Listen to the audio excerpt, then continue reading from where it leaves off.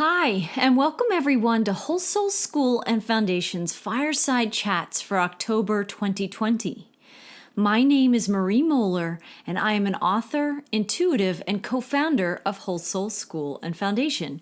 I am here with my co-host and co-founder, Lacy Frazer, who is a clinical psychologist by training and a practicing life coach and consciousness educator today. So I want to welcome everyone back to our Inspiring Fireside Chats podcast. Our mission here at wholesoulschool and Foundation is to empower people worldwide to engage the journey of personal transformation, as well as to raise awareness and funds to provide tangible goods and resources to men and women releasing from prison. We continue to offer engaging podcasts and weekly inspirational messages on social media platforms. As many of our listeners know, we hold a core belief that the conversation and the connections we share here is the education. So it's great to be here today again with you, Lacy. I want to warm welcomes to you. Thanks for joining me. Yeah, it's wonderful to be here. Yeah, so today we really wanted to spotlight some tools and insights about personal empowerment and ways we can make this more accessible and applicable in people's daily lives, right? Because living this is quite the journey. And you and I both know that very well, right? We can learn about personal empowerment. We can attend workshops. We can read books. And still we have to find ways and tools that really bring it to life in our lives, absolutely. right? So why don't you, lead us off, because this is a subject that you have been working with in some of your classes that you teach and the work that you do. Yeah, Marie, thank you. And it's wonderful to be here again. We only get to do this once a month, and sometimes hard to find time, but every time we sit down together, I love it. I love the conversations, and I know we're helping a lot of people as they listen to the conversation. So the subject of personal empowerment is really interesting to me because I can't tell you for forever, a lot of people, including myself, throw this term around, self-empowerment, personal empowerment. And I don't know that, and maybe it's just me, but I don't know that people really understand what it means and how important it really is in our daily life and in our journey of life. And I'm finding myself talking about it more and more as I help, guide people towards the life they want to be living. And as I was developing a class for a group of people recently, I came upon The 7 Habits of Highly Successful People by Stephen Covey. And it was a book that I had known about, but had not gotten around to read yet and had always wanted to. And so what I discovered was truly what I believe is at the root of humanity's problems. I mean, he really writes about the seven habits that we can practice as humans to better ourselves and to take our power back. And I never really realized it was about taking our power back. So let me, if I can, Marie, let me explain this a little bit further. There is and always has been personal suffering in one's life to some degree or another. However, I find that those who suffer the most, whether it be mentally, emotionally, or physically, they're often plagued by feeling like the victim of their life. And you and I have talked about this before many times.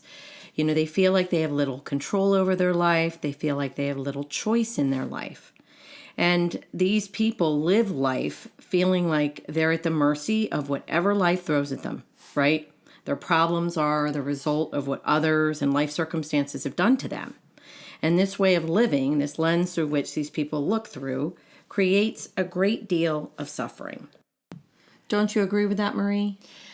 Yeah, when you're talking and you're describing that, and I think many people, until they become more empowered to be conscious creators, and it's a process. That is the hero's journey, is learning how to claim our power back. But when you talk about that lens that many people have before they engage the hero's journey, before they start to cultivate the skills that empower them to be conscious creators, there is this feeling of life just happens to me, right? That Right. I can't do anything. And there's maybe some people have the good fortune or the good luck having a good life or things just working out for them, right? And some of us just experience blessings fall on some people and they don't fall on other people, and they don't seem to feel like they play any role in what is happening in their lives. And so it's incredibly powerful. Number one, when people have the language to understand that they have this lens of life is happening to me, which leads to an experience sometimes of suffering or feeling like the victim of your life. And there is this magical transformation process that puts us in the driver's seat and starts to help us cultivate the skills. And I think that's what you're talking about. Well, it is. And I'm glad you sort of said it all that way, because I find that, a lot of people, you have to become self-aware to even know that you're looking through this lens. And most people, many people, are not sort of on this quest to self-awareness. They don't know that they're not self-aware. So how would they know that there's a different way to look through, there's another lens to look through. Right. And you also talked about skills and kind of the hero's journey. And what I found so interesting about Covey's work is that he talks about, in a sense, this journey, he calls it the Maturity Continuum. And it's sort of this journey from dependence all the way up, from dependence to independence to interdependence. Wow. And it's a really beautiful way of explaining kind of how, at least an opportunity to grow and evolve from a place of believing that the world is, happening to you and that you're the victim of life. And you have no power. And you have no power. Right. And as you journey up the continuum and you mature through practicing his habits, you become more independent and then interdependent. And we'll talk a little bit about what each of those means. But the power grows within you. The power, you shift from a place of sort of helplessness and feeling like, you don't have choices, you don't have decisions, you're not a creator, to really being proactive, being responsible, being the creator of your own life. And so it was fascinating to me, because you and I talk about this in different ways, from different angles, in all the work that we do. And the fact that I had not read his book yet, and that I didn't know we were really speaking the same language was kind of cool to realize as I was creating a course to help other people do this. Right. So let me go back to this concept of the Maturity Continuum, and then I want to bring in, really today, I think, bring in his first 3 habits, which really focus on being proactive and being responsible in our life. And how do we start to move from being dependent to being independent? So let me talk a little bit about the concept of dependence, sort of according to Covey.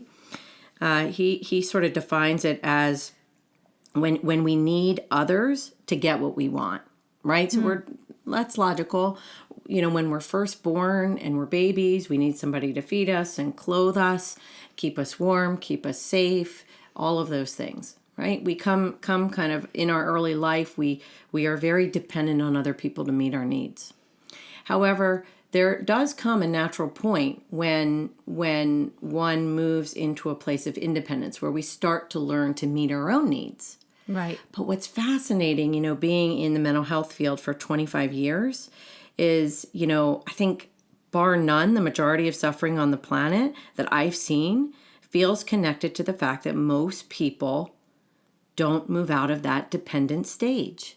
So they keep on living with this dependent mindset, and Covey calls it the attitude of you, meaning you're going to get me this, you're going to meet this need, it's all because of you this happened, right? Right. The focus is... It's an external locus of control. Exactly. Right? That something outside me, right, is going to, like you said, meet my needs, but that's the only way that I can become satisfied, is something outside of myself. Right. Either, taking care of me or helping me or supporting me or guiding me, something external. Exactly.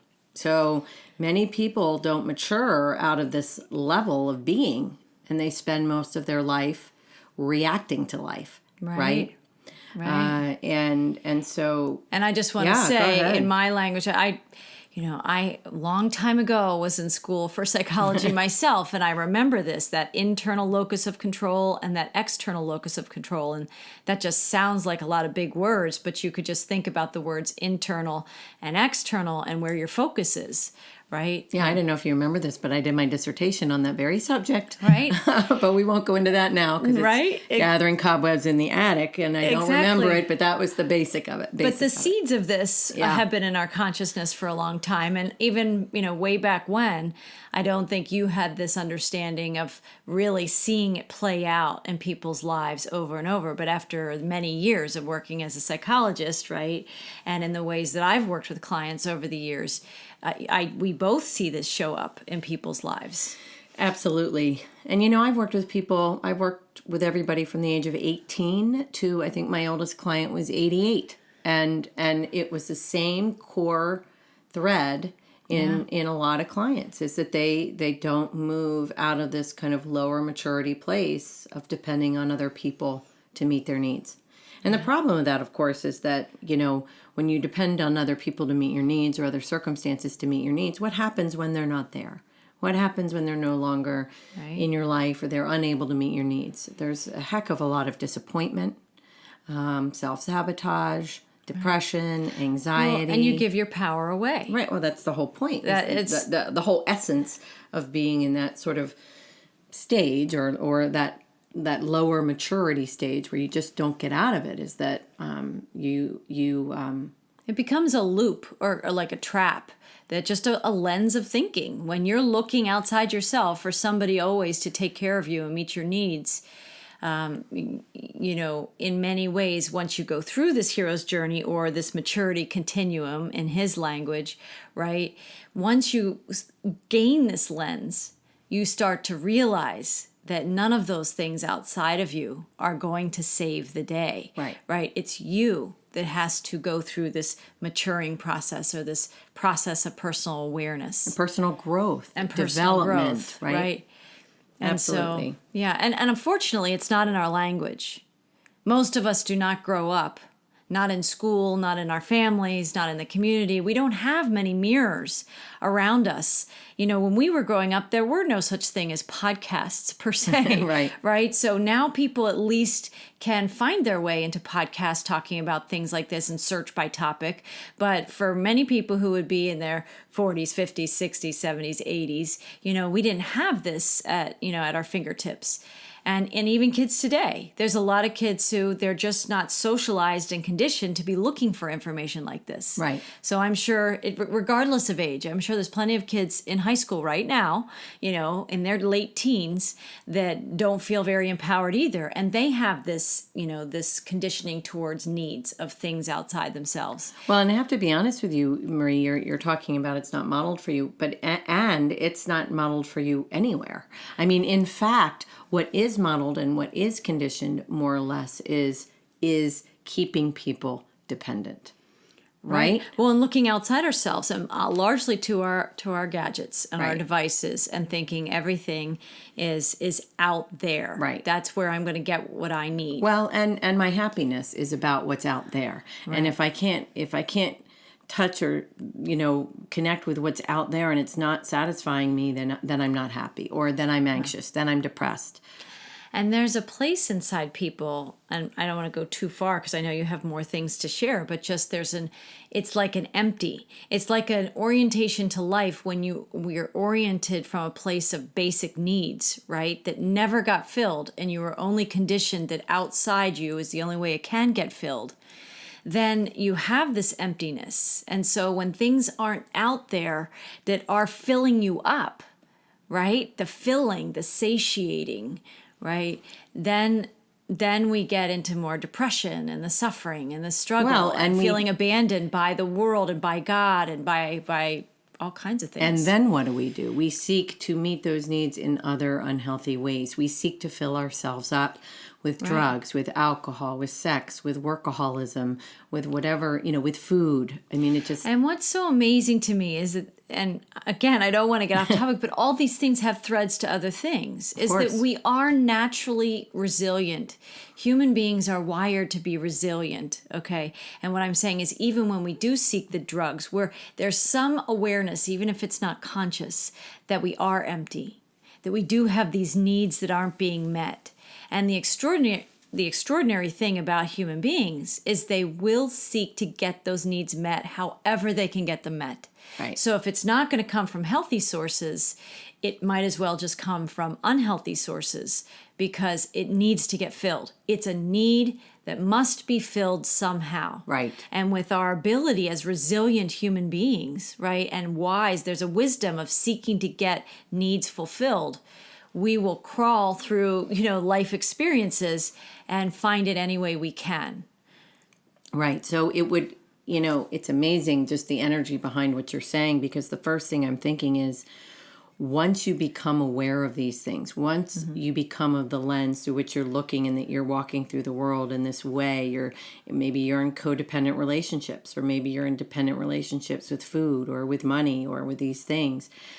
Once you become aware of it, now you can start to shift it. Now you can start to change it. And that's really where Covey comes in, because he says, no, we don't have to live this way. There are skills, there are things that we can practice to sort of move us more, to claim our power, to move more into the driver's seat of our life. Right. And so he describes 3 habits that people can practice to help them learn and grow and mature into more of a state of independence, right? Mm-hmm. Which is really where he sort of describes independence as the ability to get what you want through your own efforts, right? Essentially learning how to meet your own needs. Makes sense. Right. So this is powerful stuff, because just like you might go to the gym and, in order to build the muscle in your arm, you do 3 sets of 20 reps. And shifting our mindset and shifting our seat of power from external to internal takes practice. It takes repetition. And so that's where these habits come in. So the first habit he talks about is the concept of being proactive, right? Learning how to be proactive in your life, which is about taking responsibility for your life. That's a big one. It's a huge one. Right. It's a huge one, because, you can't be responsible for your life if you're making everybody else responsible for your life. Exactly.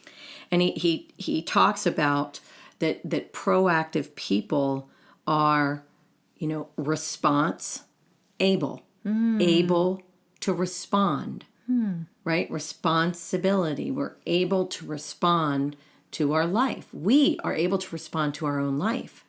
Yeah. The seat of power is in me to do so.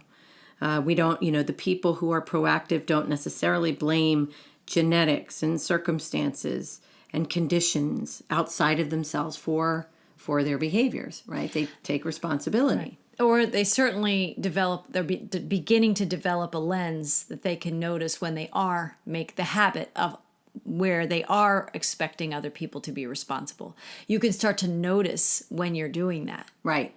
Right. Awareness, I'm going to say, in all of this is the bridge. It's critical. And I've been saying a lot. I find myself opening every single one of my classes talking about this concept of really self-awareness is the key to life, because self-awareness leads to self-empowerment. And when we move into a place of feeling like we have the power to change our life, we're often running. And I get really excited about it, because you can watch when you talk with people and you're teaching people about this, sometimes you can just see the light switch go on. What do you mean I can make my own choices and my own decisions and I have the power within me? Right. The greatest metaphor of this, I guess, in some ways was Dorothy in The Wizard of Oz, where, she eventually, I have chills, she eventually realizes that she had the power within her to go home the whole time. The whole time. And that is exactly what I say to the people I work with, to myself, because I continue to practice this, that the power to shift my life, especially if there's something that's, if I'm not happy or I'm anxious or I'm depressed or I'm feeling lack or whatever that is, the power is within me to shift that. Right. And that's an awesome thing to teach people. And you and I are both helping people with that. And it's really very rewarding. So this habit 1, practicing being proactive, practicing taking responsibility. Covey gives this sort of circle diagram called the circle of concern, and it's really 2 concentric circles. And on the outside are all the problems that we have no control over. Whether we don't have control over, the price of gas or rainfall or other people's actions. We don't have control over war in the Middle East or peace in the Middle East. Right now, we don't necessarily have a whole lot of control over other people's opinions, etc. Right? That's kind of the outer circle. And then the inner circle is, he calls the circle of influence. And these are factors that we can control, right? I can control my words, how I speak to people, how I interact with people, my tone of voice. I can control my behaviors, my actions. And for a lot of people, this inner circle, if you can picture it in your mind, is sort of tiny. And the outer circle is pretty big. And it's really where we're putting our focus. We put our attention on all of these outer things that we can't control. Mm-hmm. And we have a lot of inner turmoil and inner suffering because we're focusing on these things we can't control. Right, and they just get bigger. And more powerful. Right. Our power is going away from us into those things. Absolutely. Right. I mean, which is like a leaking of our power. Right. It's just such a waste of time and energy to worry about these things. So why not focus on what we can control, which is everything. What we can change. And what's inside of us, our thoughts, right? Right. Our behaviors, things like that, our tone of voice, how we treat people. Yeah. And so as we practice this first habit, we focus on it, that inner circle starts to grow bigger and that outer circle starts to become a lot smaller or thinner. And we become more proactive, and I don't know if the right word is tolerance, but in the beginning when you're practicing becoming more proactive and taking more responsibility instead of the tendency to blame, instead of the tendency to act out for not getting our needs met, when you do start to at least become aware of your habits and, taking control and choosing to change your thoughts, your words, the way you're showing up, how you're managing your feelings, we do start to fill ourselves up more, and it becomes a habit that I'm filling me. Right. And I'm responding from inside of me, not outside of me. I'm not reacting. That's the other big thing he talks about. Yeah. Is sort of what it looks like when we are responding and what it looks like when we are reacting, right? And there's definitely a big energetic difference between those two things. Like it's worlds. Yeah. As somebody who deals in the world of energy, it is worlds of difference. It's like totally different timelines. Right. Right. Exactly. Absolutely. Yeah. So I think we've nailed that one. I think that habit is a really important one. It kind of is the habit that roots or anchors all the other habits, in my opinion. Mm-hmm. So the second habit he talks about is always keeping the end in mind. And this is kind of one of my favorite ones because it's about vision. It's about sort of taking responsibility for being the creator of your life, right? And the ability to envision in the mind what you can't see with your eyes. And that takes some visionary skills. That takes initiative. That takes imagination, absolutely. And he says, based on this principle, all things are created twice. First in the mind, and then in the physical. And that makes so much sense. One of the things I often say in class is, I always have a water bottle with me in class, and I'll hold up the water bottle and I'll say, this wasn't always a water bottle. This was an idea before it ever became a water bottle. So we don't think about this, but it's a very kind of simple yet deep concept that there isn't anything around us in the room we're in, the cars we drive, there isn't anything. Someone didn't first vision to the greatest detail, and then it manifested into that table, that pillow, that lamp, whatever it might be. Exactly. Yeah. And so I think if we could understand that, then what that means is that we can kind of decide our outcome, our destination, the way we want to live our life first. And then we spend the rest of our life kind of moving towards that. But you can also see how people who might be hearing this for the first time, or, whether this is people who've listened to our podcast before, when people are in this journey of this maturity continuum in his language, right? In the hero's journey, in my language, right? Same. It's very similar.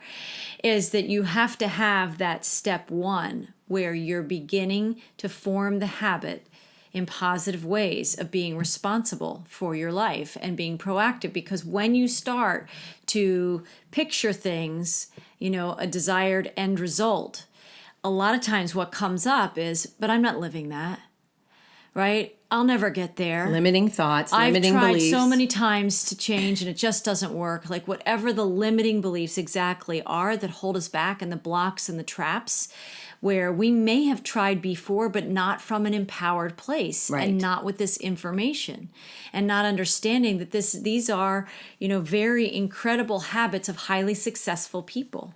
And when, we don't have to do this alone. We just have to learn from other people who have already successfully moved through these stages.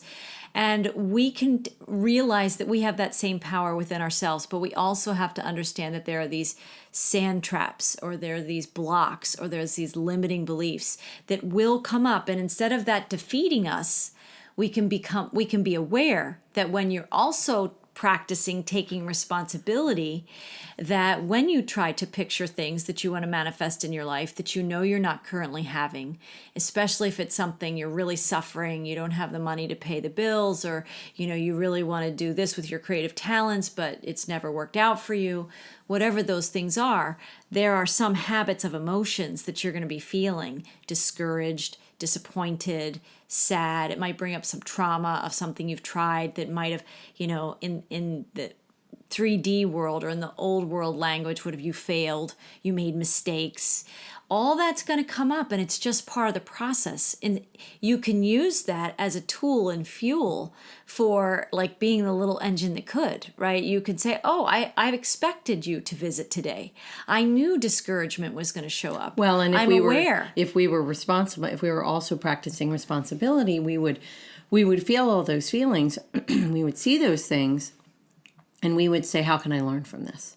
Right? Because oftentimes, by knowing what we don't want, we can know what we do want. Right? And when you see the discouragement, you can be somebody who is taking responsibility to say, what's a better feeling thought than discouragement? That's where you're alchemizing or shifting, the old habits to be woe is me.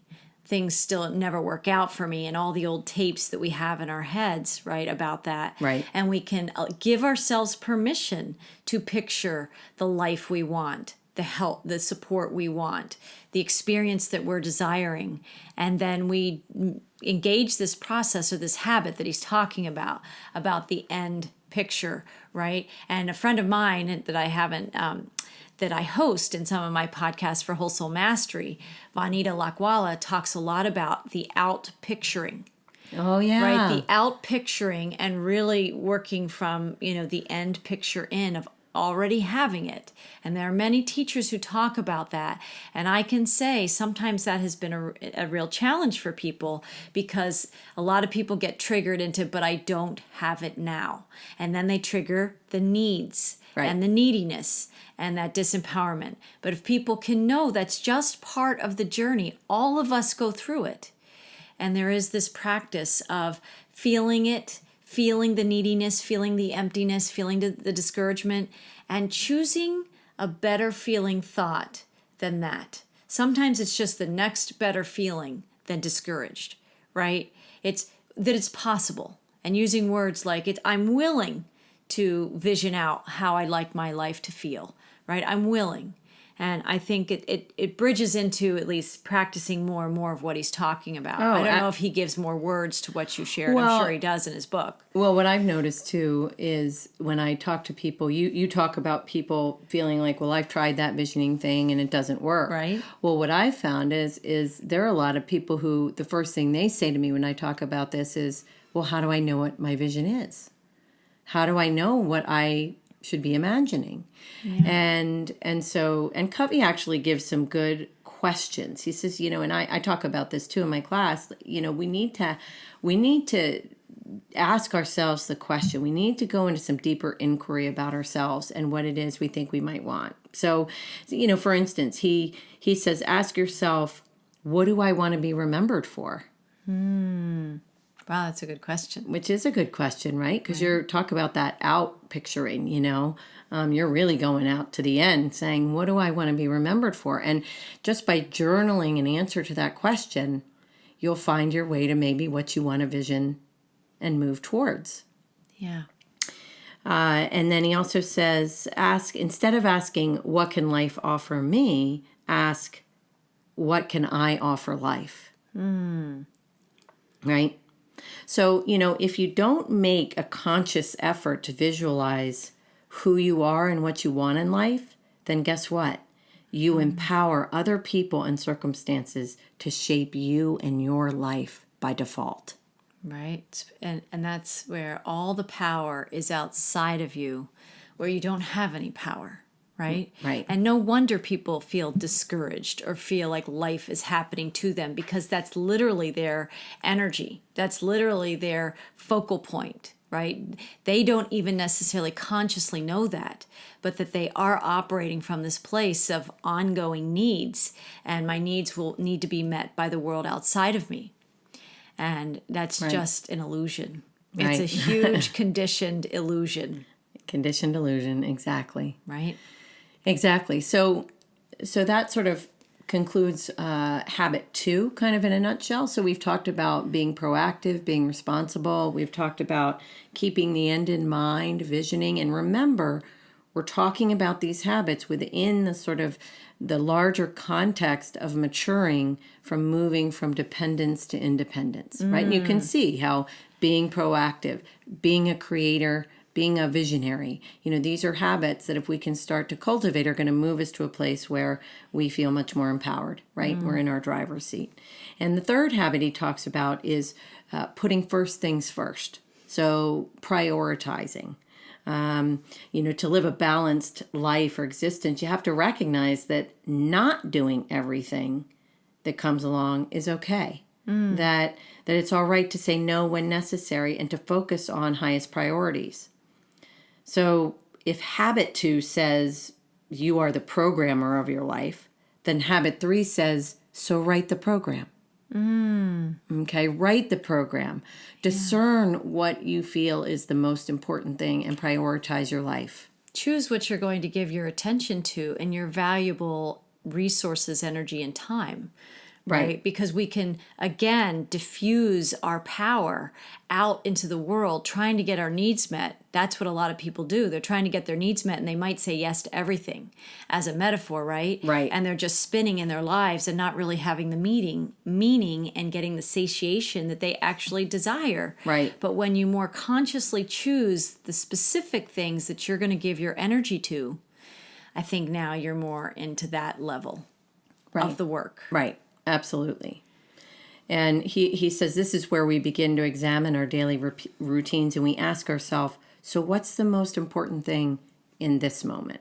And, when you're really teaching the 7 habits, I learned that this is where we would have people really make a list of their values, make a list of the larger things that are important, like family or integrity, patience, etc. And, Covey, I wish, on a podcast where there's no video, I can't really show this to people, but I'm just going to describe. He has this sort of table. It's kind of 4 squares, and he organizes it basically based on kind of at the top. On the top, it says urgent and not urgent, and on the left side, it says important, not important. So he's got 4 quadrants. It's a little cube. Yeah, a little cube. Thank you. And the place where most people spend most of their time in quadrant 3 called distraction. Where they're, and under there, it's needless interruptions, unnecessary reports, irrelevant meetings, other people's minor issues, unimportant emails, phone calls, Instagram, things like that. People are spending a lot of time and energy on the quadrant that we would say is not important and we consider urgent. So it's just really interesting when you think about the urgency of the lack of importance. Interesting. Yeah. Yeah. That's where, and that's in some ways, part of our conditioning. We want to be distracted because we don't feel like we have any power. And so we sort of distract ourselves from doing the work. And we're not full.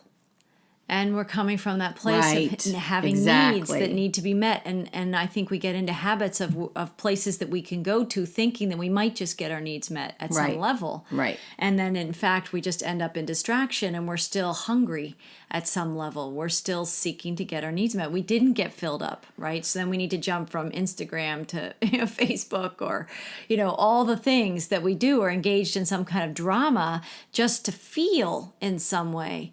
On a deeper level, but it's not what we really deeply desire to fill ourselves up. So temporary. That satisfaction that one might get is just so incredibly temporary, and that's why. And we keep thinking we can fill ourselves up and feel satisfied over the long term, and it'll never happen. Well, and I want to also make a very important distinction to say, I don't want to just say social media is bad. I'm just saying there are, I'm sure there on. I haven't ever looked, Lacy, but maybe Stephen Covey has Instagram posts of little inspirations for your day.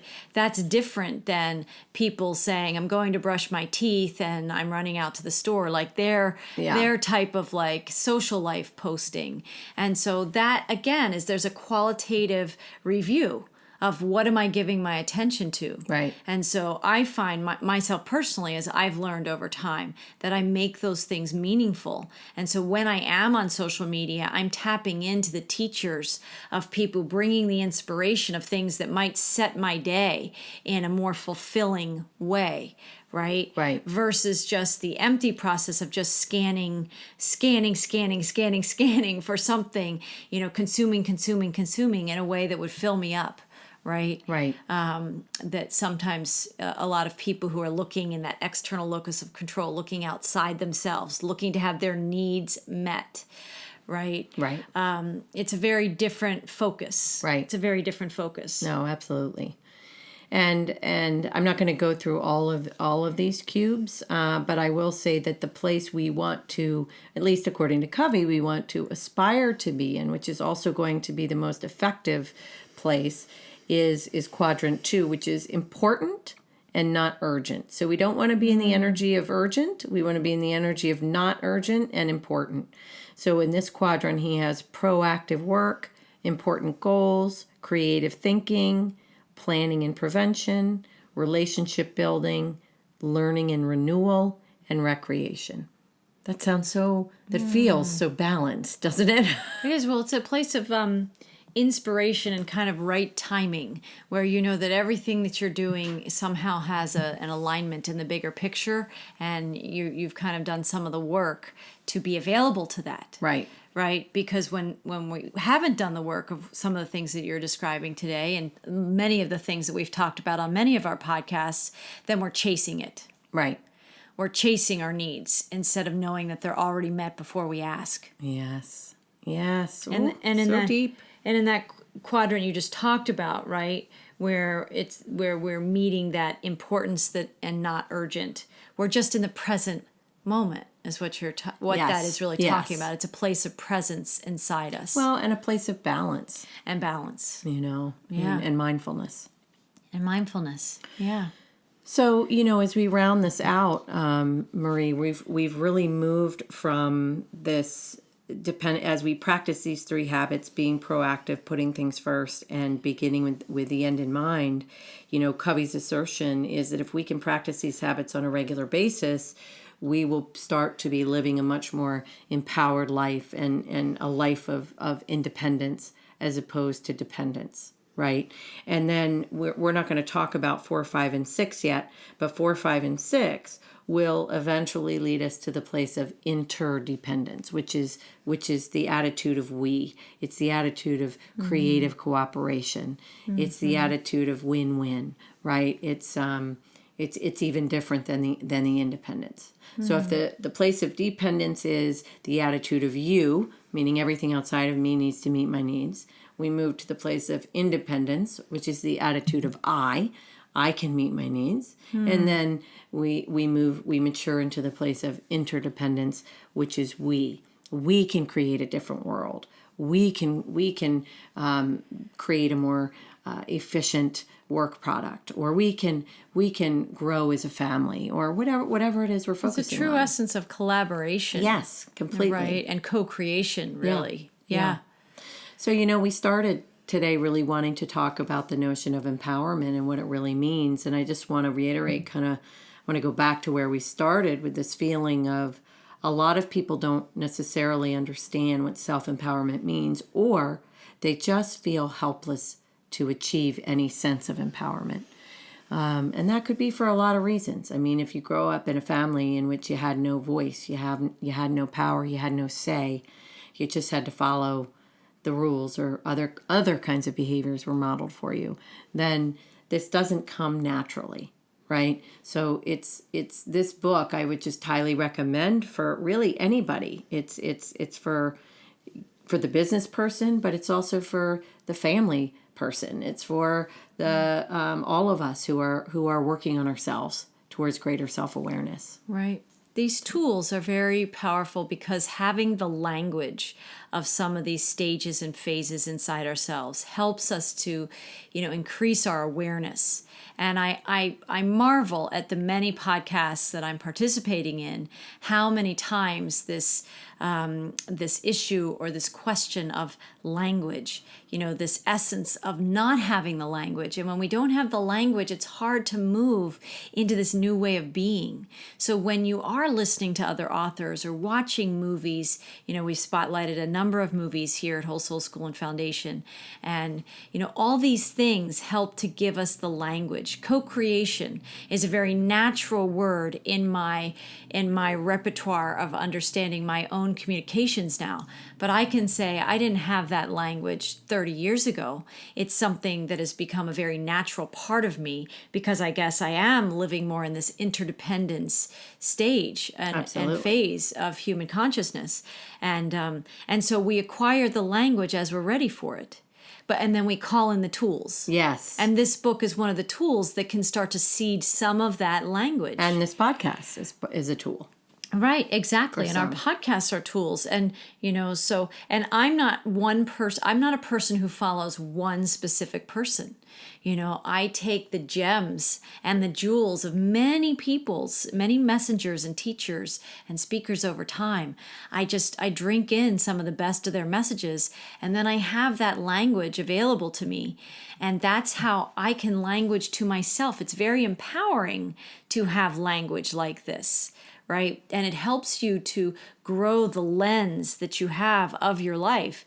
It actually, language itself, somebody should write that book. That language itself is what helps you move from this place of need and disempowerment and suffering and maybe victimhood into this place of, amazing divine power and spiritual fortitude and that high level courage and self-knowing and self-awareness. So, but we need tools to help us get there. I can say we didn't just, wake up one day overnight and all this by osmosis somehow from the universe knew these things. No, we sought out these tools and these resources one by one. I would feel attracted to a particular book in a bookstore, or, now I see more online and people mention it on a podcast or something, and I'll say, oh, I want to look that up. And I have over time connected with more and more people who have an innate curiosity. Yes. Because we know that part of the marrow and the essence of life is growth. And so we're always expanding, we're always learning. There's so many things to learn from when we're empowering ourselves. And it isn't somebody else's job to refer these books or these materials and resources to me. I just know that naturally now my energy field attracts it to me because I'm always curious.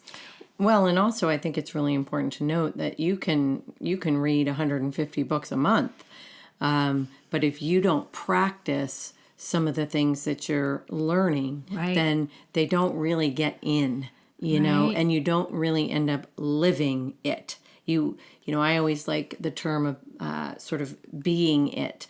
It's one thing to intellectually understand all of these things, understand what you're reading, you know, or think one thing. You said you love to call on a lot of different teachers and you take in a lot of different wisdom, but you don't. It's not your doctrine that you live by. These are just things that are informing you. Because I take in the energies. Exactly. And that's important to say. Yes. When I'm reading things or listening to things, I hear the words, but I literally feel the energies. Yeah. And some things I can say, I use my discernment. Right. And they don't fit or they don't resonate with me. And so they might have great concepts, but I just can't connect with them. If I can't connect with it energetically and apply it, then somehow the way that that's being taught isn't for me or not that way. Right. So it's almost like we'll be developing a formula here at Whole Soul School and Foundation, right? But it is kind of curiosity plus, you know, discernment plus resonance plus practice. You know, there's many elements. It's, you know, life and this hero's journey is not about one thing. Right. It's about many things and learning to incorporate those things inside yourself. And over time, you become a lot more confident that no matter what comes into your experience, you already have the tools to meet that where it is, or you know that you will attract and find the tools you'll need to, you know, transcend that experience, or if it's a positive, pleasurable experience, that you can expand and fully be present in it. And that's a big part of this, you know, maturity continuum, I'm sure, that he's talking about, very much like the hero's journey that we reference so much in this journey of personal transformation. All of us are in the journey somewhere. Even the sleepiest among us that don't have any concept that they're podcasters like us out there. Right. Because it's not anywhere in their field of experience and Right. awareness. Right. But someday they may call that in because they might say, is this all there is? Right. People ultimately at some point ask that question. Right. And that's what we like to do here at Whole Soul School and Foundation. Lacy, can you say the title of that book again for people listening? And I'll put it in the comments.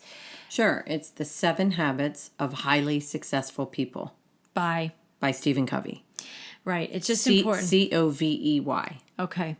Very important for people just to hear that again, and bringing the consciousness of his book and his teachings into these conversations today. And I'm grateful. I'm grateful for people who felt a passion for their purpose to share this in the world, and how many people benefit when people do that. Right. Yeah. And, you know, there's much, much more to his work. So we just, you know, scratched did the like surface. the little, yeah. But that's what we want to do. We're not teaching everybody's all the depth of the whole paradigm that they're sharing. Well, it's like what but you we were seed yeah, it. exactly. We seed it in people's consciousness to say it is accessible. Right. And sometimes, and we're sharers of information, and that helps people. You know, some people will listen to this and say, I don't need to read that book. And some people will listen to this and say, I'm ordering it today. Right? Everybody is in their own place about it. And just even tuning into it is what I'm saying, you know, accessing it and allowing it in for people to muse about it a little bit. You know, I actually think I made a mistake there, and I want to correct it before we get off, which is it's the 7 habits of highly effective people. Oh. Not successful people. I think I inserted that word. Yes. Yeah. Yeah. But I think when you're effective, you are successful, which Right. is probably where you made that leap. Yes. But yeah. So say the title again. The 7 habits of highly effective people. Wow, that's powerful. No, I Yeah. think that's important. And that That I shows... transpose those words. It is, Yeah. because it shows how you feel that when people live these habits and they adopt this new way of being and Right. they have this awareness, they do feel more successful. And success, if we can get off the old way of understanding success, Right. which involves judgment and criticism and pressure and all those things, Right. but truly like an intrinsic Right. inside us feeling successful, confident, courageous, capable. right? Right. Empowered. That is an energy that I think I see what you're feeling there with the effective and successful. At that higher level of understanding, they have a similar vibration. Right. So I want to thank you, Lacy, for joining me. Thank you, Marie. This was awesome. This was great. And I want to thank our listeners for joining us in this podcast. And I'd invite you always to visit our, many of our other podcasts, because we've sprinkled a lot of insights and information, and we shared a lot of seeds over the last almost 2 years now. It's amazing. And so all of those are available in the archives on our website and also on YouTube. And, we may eventually branch out into some other platforms that people might access. But for now, those are the two main places. And we invite people who are inspired by our conversations to also consider making a donation to Whole Soul School and Foundation. We have a project coming up. It's going to start to gain some real traction in 2021. I just want to seed in people's consciousness that we part of our mission is to, raise awareness and raise funds for people whose lives have been impacted by incarceration. And this project we'll be talking about more and more in the coming months. If you feel so inspired to give a donation, big and small, people give $2 and $2 goes a long way. So it doesn't have to be a big donation. I know myself, I've seen that sometimes. Back in the day, I used to think, but I don't have $200 to give, or I don't have this big, oftentimes people are just giving $5, $10. And when people are doing that, it supports projects like these to get the traction they need to bring these bigger messages out into the world. And this project is all about freedom and empowerment. So all of our messages are really consistent here, and people who are leaving prison and re-entering their lives for the first time, are seeking resources to empower them in their new chance and new life of freedom, and seeking skills like this. So I want to thank everybody who feels moved by the passion and purpose in our projects and in our mission here. And until next time, we wish everybody blessings. Well, and I got to jump in because you didn't really reference the website at www.wholesoulschoolandfoundation.org, and also Whole Soul School and Foundation on YouTube. Please subscribe.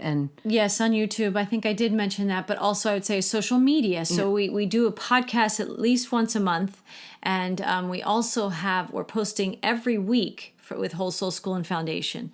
So we have inspirational poems through Flower Diamond on the topics that we're covering, and she's amazing how she paints language on the page that's very artistic and kind of mystical and activates you on a different level. And then we always have, I think this month we had a lot of quotes from Stephen Covey in our posts. And so again, these are just daily doses, but if you're surfing those platforms, if you're on there, these are very empowering seeds to tap into, and they're very short. It's just a social media post with a great image. So yes, visit with us, find us in all these places, subscribe to us, and we'll see you next month with another important topic, and moving this energy as we round the corner towards the end of 2020.